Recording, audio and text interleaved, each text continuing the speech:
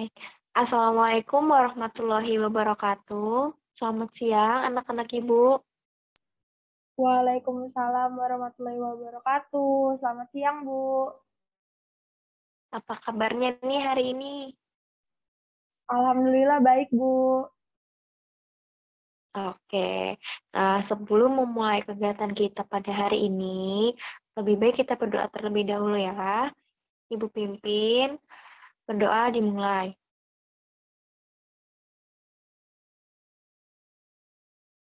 Berdoa selesai. Oke. Sambil memulai kegiatan, sebelumnya Ibu minta tolong isi presensinya ya. Atau daftar hadir, linknya sudah Ibu bagikan di room chat. Di grup WhatsApp juga sudah Ibu bagikan ya. Baik, Bu. Nah, sembari mengisi daftar hadir, Ibu akan menjelaskan apa sih yang akan kita lakukan pada hari ini. Nah, jadi Ibu akan memberi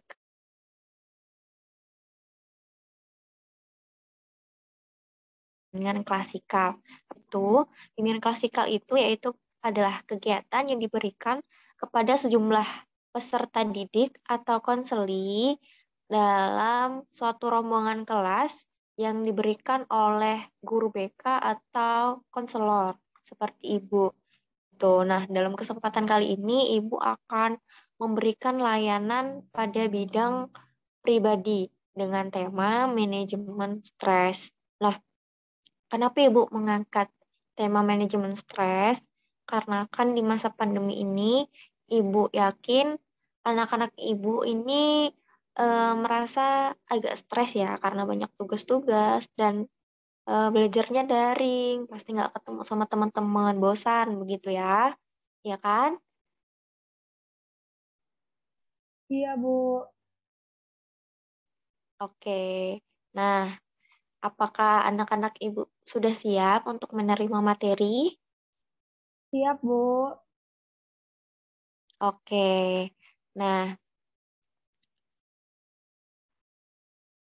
selanjutnya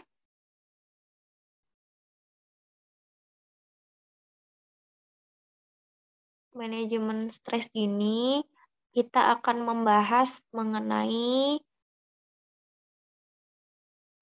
ada pengertian, pengertian stres dan manajemen stres, ada faktor-faktor pemicu stres, ada tujuan dari manajemen stres itu sendiri, serta strategi dalam manajemen stres. Yang pertama yaitu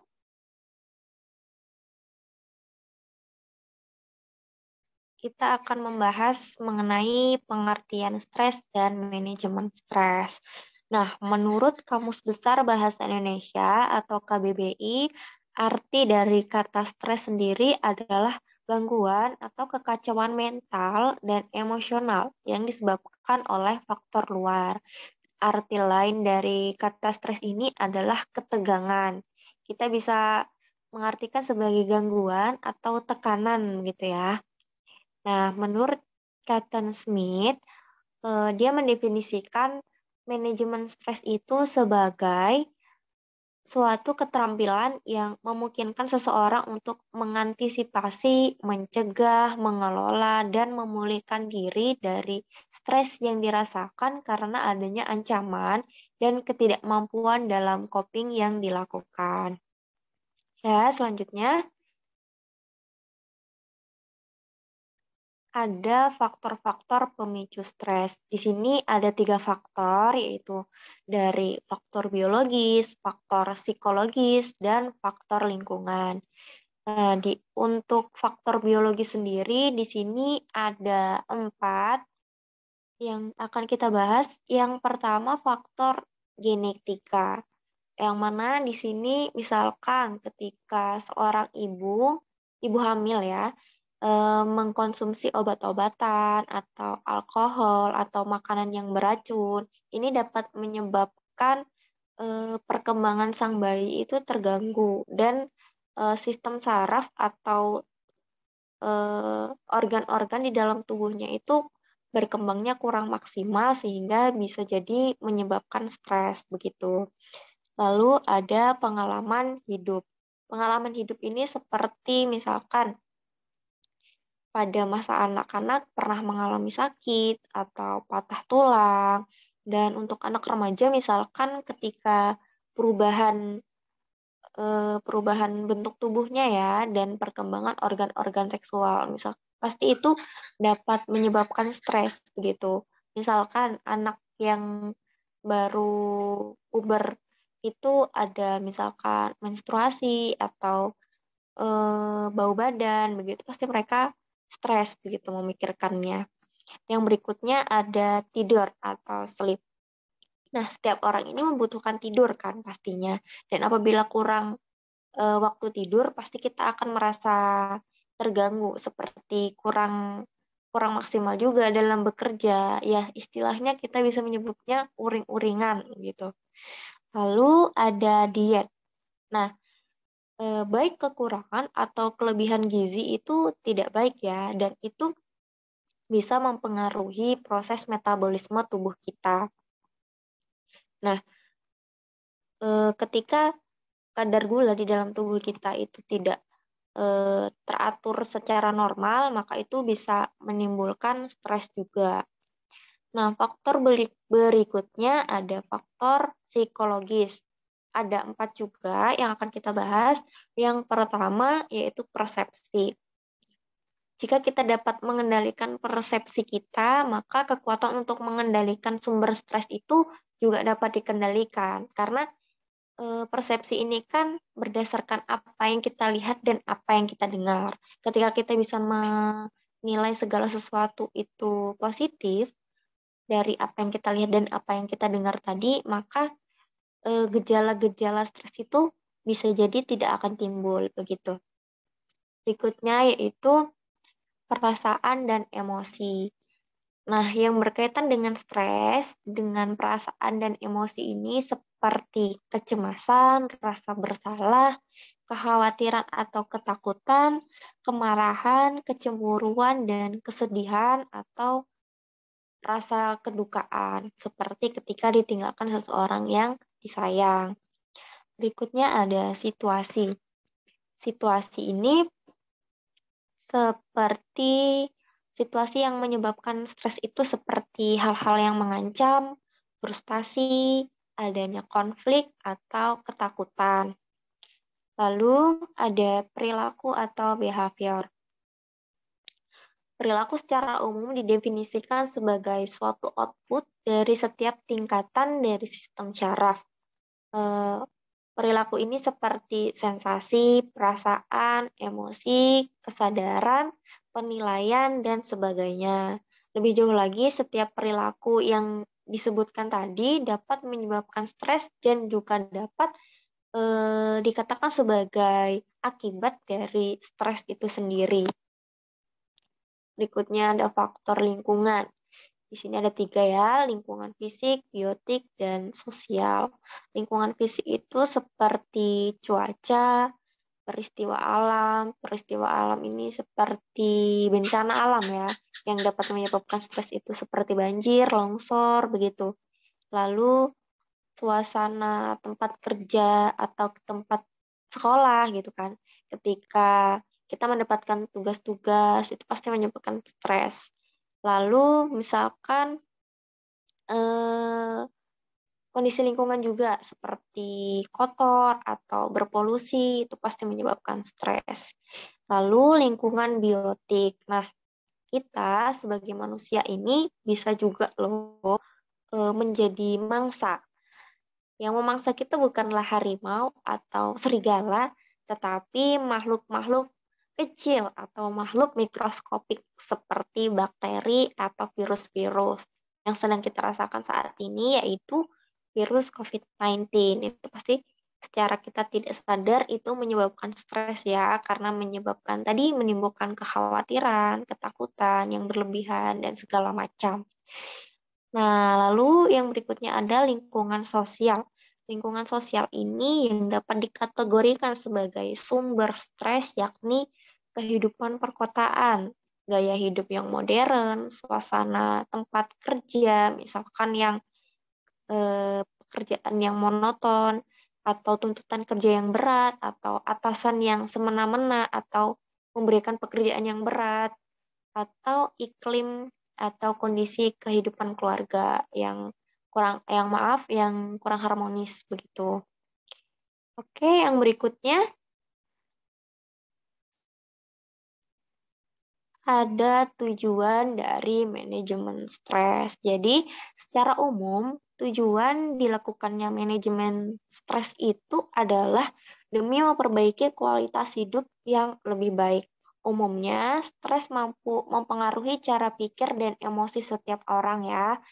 Nah, bila tekanan yang dialami oleh seseorang itu ternyata sangat besar, hal tersebut akan mengancam kemampuan setiap orang dalam menghadapi kondisi dan situasi dari lingkungannya. Untuk bisa mencegah kondisi yang lebih parah, maka dibutuhkan adanya manajemen stres yang lebih baik. Jadi, ketika kita tidak bisa memanajemen stres, baik stres itu sudah muncul ataupun belum muncul, maka kehidupan kita bisa jadi akan terganggu, tidak akan lancar gitu ya. Jadi perlu adanya keterampilan dari manajemen stres itu sendiri. Oke, yang berikutnya, strategi manajemen stres. Nah, berikut ini ada beberapa cara yang dapat dilakukan untuk mengelola stres. Ada 6 ya. Ada berkonsentrasi, keterampilan belajar, istirahat yang cukup, percakapan kalbu, manajemen waktu, dan jaringan pendukung. Kita bahas satu-satu. Yang pertama yaitu berkonsentrasi. Konsentrasi adalah pemusatan pemikiran kepada suatu objek tertentu. Dan semua kegiatan itu pasti butuh yang namanya konsentrasi. Dengan berkonsentrasi, kita dapat mengerjakan pekerjaan itu lebih cepat gitu dan hasilnya juga bisa lebih baik atau lebih maksimal. Oleh karena itu, konsentrasi sangat penting dan perlu dilatih. Pikiran kita tidak boleh dibiarkan melayang kemana-mana gitu ya, sehingga kita fokus pada suatu pekerjaan dan konsentrasi kita tidak terganggu, sehingga stres pun bisa jadi tidak akan muncul begitu. Yang kedua, keterampilan belajar. Ada banyak hal yang perlu dipelajari, yang ingin diketahui, ada banyak hal juga yang ingin kita lakukan atau ingin kita ikuti, tapi kita sadar bahwa waktu yang kita miliki itu terbatas. Nah, oleh karena itu, agar tidak menjadi stres, perlu yang namanya skill belajar, sehingga kita bisa belajar secara efektif dan efisien dalam menggunakan waktu serta sumber daya yang dimiliki, begitu. Berikutnya ada istirahat yang cukup. Tubuh kita itu perlu istirahat ya. Jadi kita harus tahu mana waktunya kita istirahat, mana waktunya kita bekerja. Tapi kalau kita terlalu banyak beristirahat atau bersantai, leha-leha gitu ya, itu juga besar kemungkinan akan menyebabkan stres juga gitu. Jadi harus seimbang antara bersantai, bekerja, itu harus diatur waktunya. Yang berikutnya percakapan kalbu atau bahasa kerennya self-talk. Nah, ini di mana individu biasa mendengar apa dari kata hatinya atau yang diinginkan hati nuraninya. Isinya ini bisa berupa kata-kata positif atau yang negatif begitu.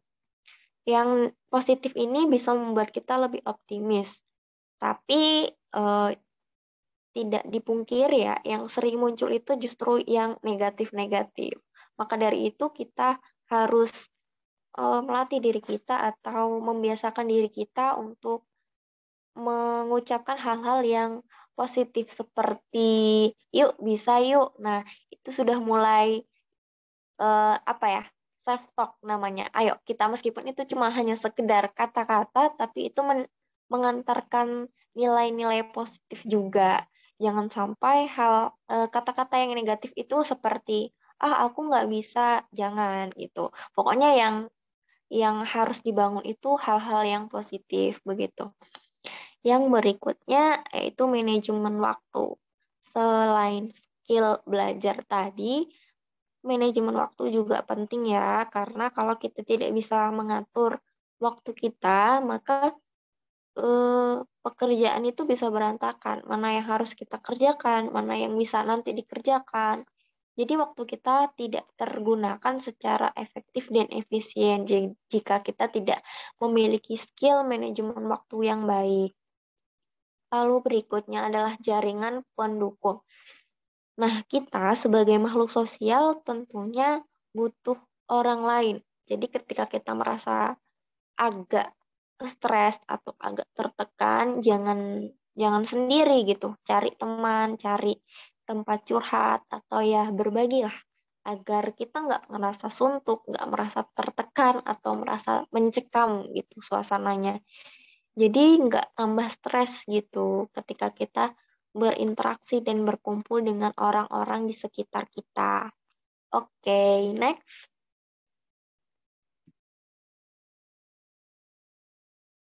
Oh, sudah habis rupanya.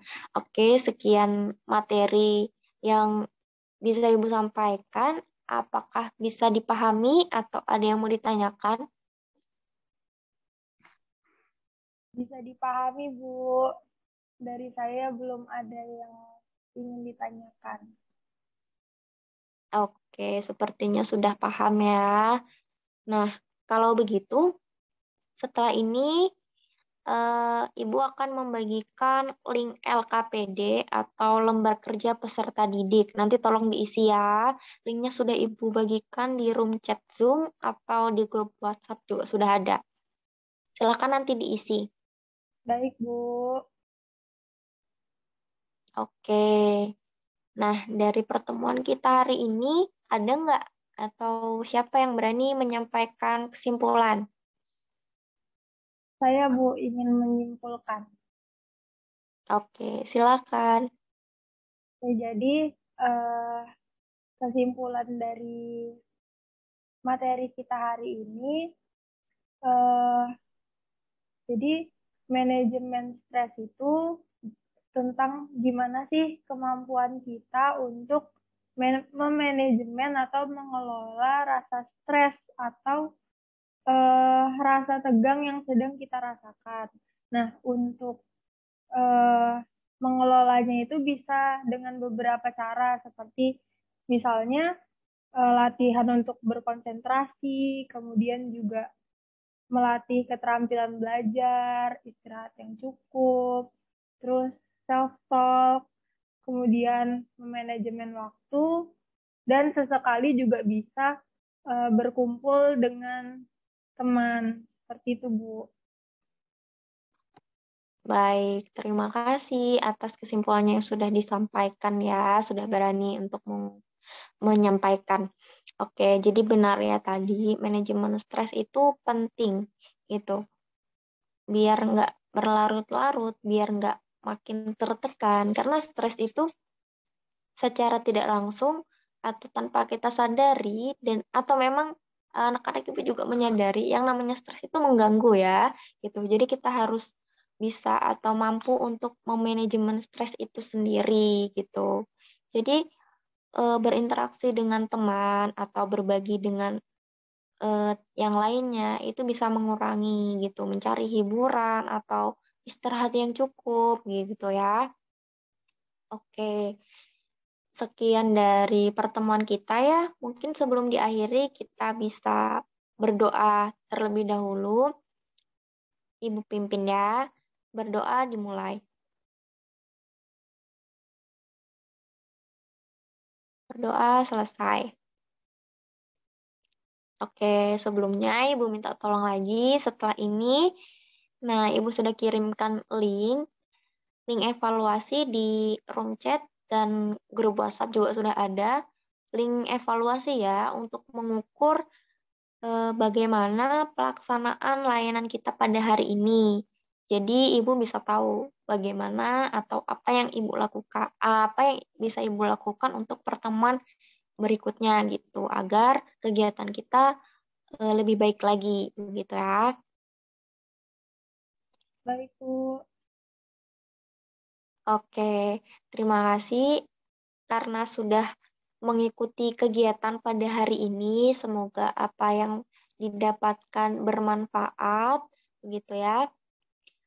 Sekian, bila ada kekurangannya mohon dimaafkan. Wassalamualaikum warahmatullahi wabarakatuh. Waalaikumsalam warahmatullahi wabarakatuh. Makasih, Bu. Iya, terima kasih kembali.